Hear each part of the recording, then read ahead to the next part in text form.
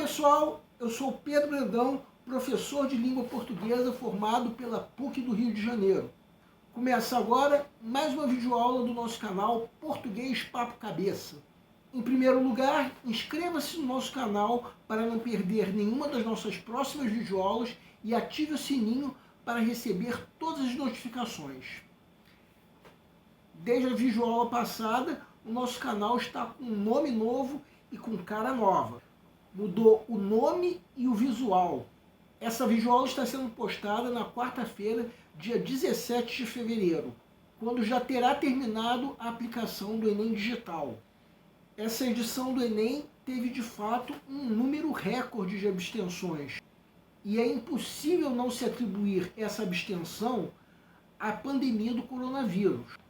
O presidente do INEP, órgão responsável pela organização dessa prova, Alexandre Lopes, afirmou que esse índice de abstenção foi acima do esperado, mas se mostrou otimista, considerando uma vitória entregar para o jovem brasileiro essa oportunidade. Por outro lado, a diretora do Centro de Excelência e Inovação em Políticas Educacionais da Fundação Getúlio Vargas, Cláudia Costin, considerou errado não ter sido adiada a prova. Entre outros motivos, porque o adiamento favoreceria vestibulandos de baixa renda, porque os daria mais chance de se preparar. De qualquer maneira, semana que vem terá uma nova aplicação do Enem. O que nós aqui do canal queremos dizer a todos vocês, inclusive para vocês que faltaram à prova, muitos de vocês por motivos de força maior, é que não desistam. Acreditem nesse potencial de guerreiro, nessa inteligência que existe dentro de cada um de vocês. E nessa aula nós vamos comentar uma questão da parte de linguagens e códigos dessa prova do Enem. Uma questão de fácil resolução, dessas em que a grande vantagem é do candidato que sacar primeiro o gabarito. Vejam.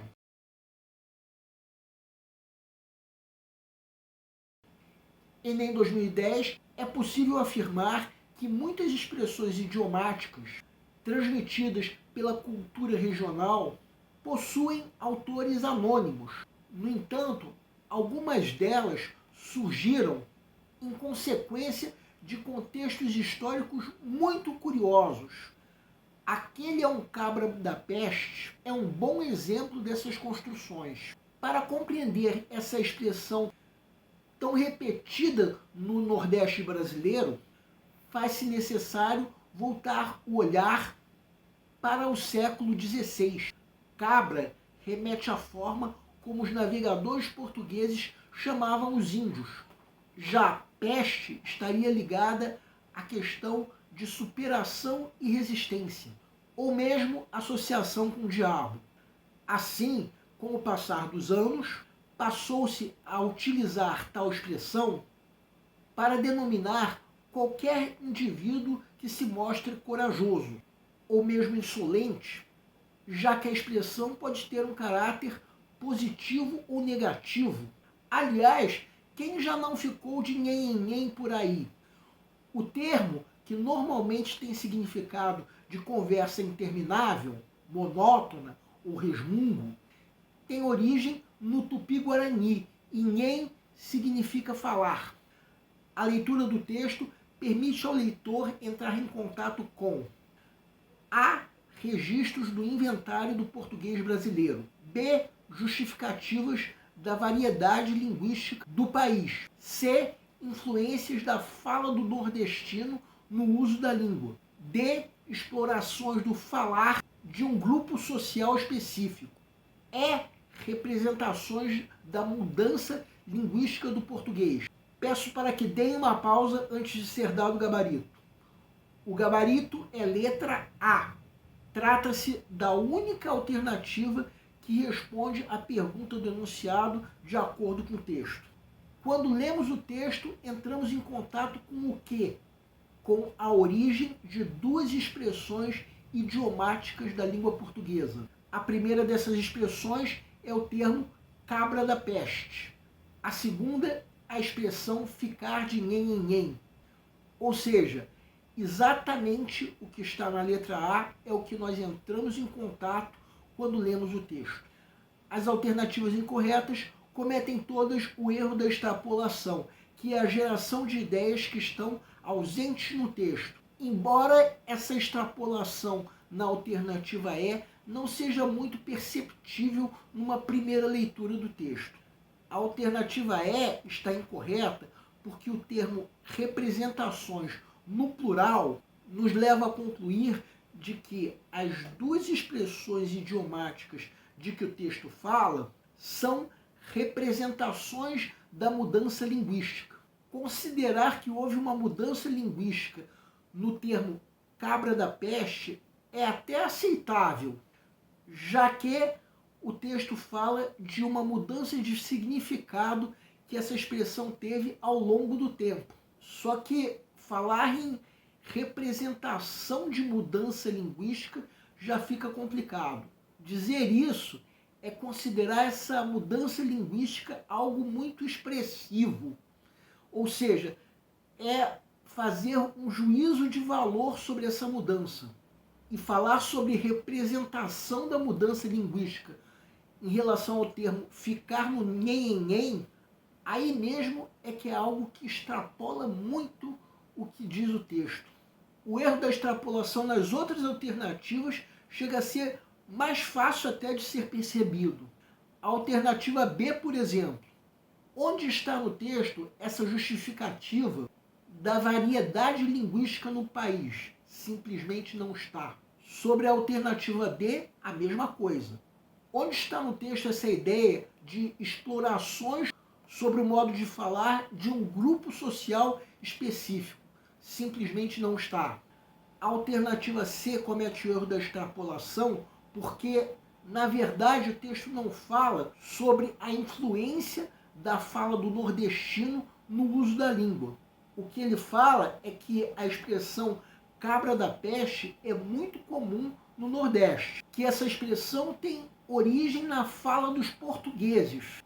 E o texto também fala, de fato, que passou a ser usada em diferentes significados. Ou seja, não é uma influência da fala do nordestino no uso da língua, já que, de acordo com o texto, esse termo não é de origem nordestina, e sim de origem portuguesa. Então, se não é um termo de origem nordestina, não é a fala do nordestino que teve essa influência. E se nós formos pensar sobre essa ideia em relação ao termo ficar no nhen, aí mesmo é que nós temos o erro da extrapolação. Porque o que o texto fala é que esse termo teve origem tupi-guarani.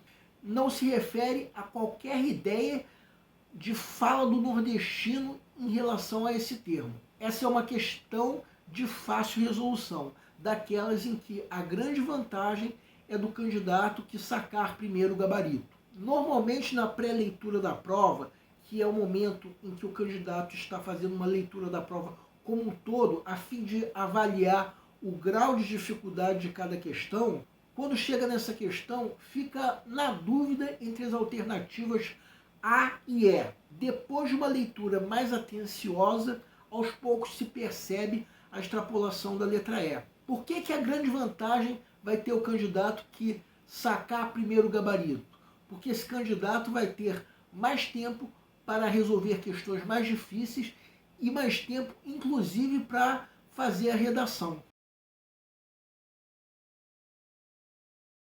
O novo visual que nosso canal tem desde a nossa última videoaula marcou também a mudança de nome do canal.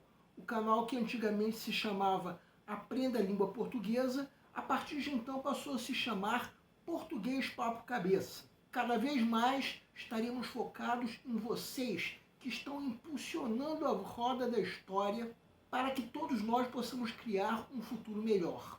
Então, o nosso foco principal continua sendo os vestibulandos, que terão no nosso canal uma fonte importante de estudo de língua portuguesa, em que nós ensinaríamos os recursos da nossa língua, para que possam, em primeiro lugar, escrever a redação de vocês de uma forma mais adequada, assim como interpretar de forma adequada textos jornalísticos e quaisquer outros que ajudem vocês a se manterem atualizados, até porque na prova de vocês também serão cobradas questões atuais.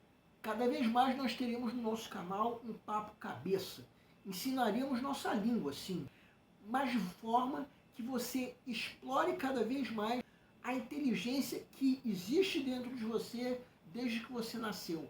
E a missão do nosso canal continua sendo melhorar cada vez mais. Então vocês podem usar o nosso e-mail ou a nossa fanpage do Facebook para fazer qualquer tipo de comentário, elogio, crítica ou até reclamação sobre as nossas videoaulas. Assim, vocês estarão ajudando o nosso canal na missão de melhorar cada vez mais. E vocês também podem usar o nosso e-mail e a nossa fanpage para esclarecer qualquer dúvida que vocês tenham. E nós agradecemos a todos vocês que estão assistindo nossas videoaulas. Em especial, nós agradecemos a todos vocês que estão compartilhando nossas videoaulas com outras pessoas. Muito obrigado porque vocês estão ajudando o nosso canal a ser feito. Muito obrigado e aguardem nossa próxima aula.